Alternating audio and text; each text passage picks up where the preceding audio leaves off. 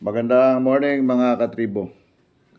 Hindi natuloy yung aking jogging sa oval dahil maulan. So, umuwi na lang kami ni Aldrin. Be-breakfast. Ito yung breakfast ko.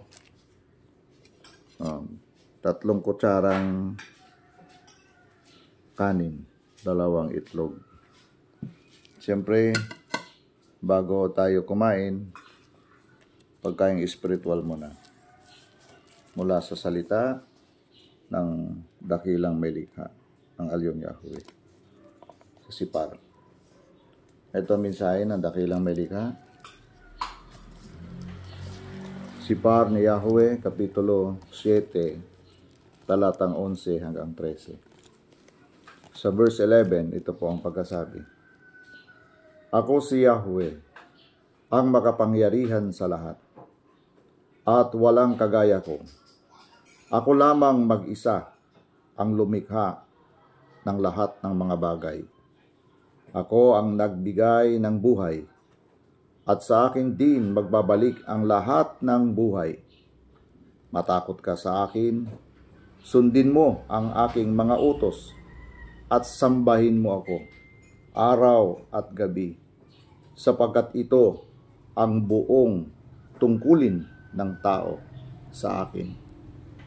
Verse 12. Ang lahat ng mga bagay ay may hangganan. Lahat ay may katapusan. Ngunit ang mga may takot sa akin at sumusunod sa aking mga utos ay magkakaroon ng buhay na walang hanggan. Verse 13. Magtapat ka sa paglilingkod sa akin, huwag kang mawalan ng pag-asa, sapagkat ako ang nakakaalam kung ano ang mabuti para sa iyo.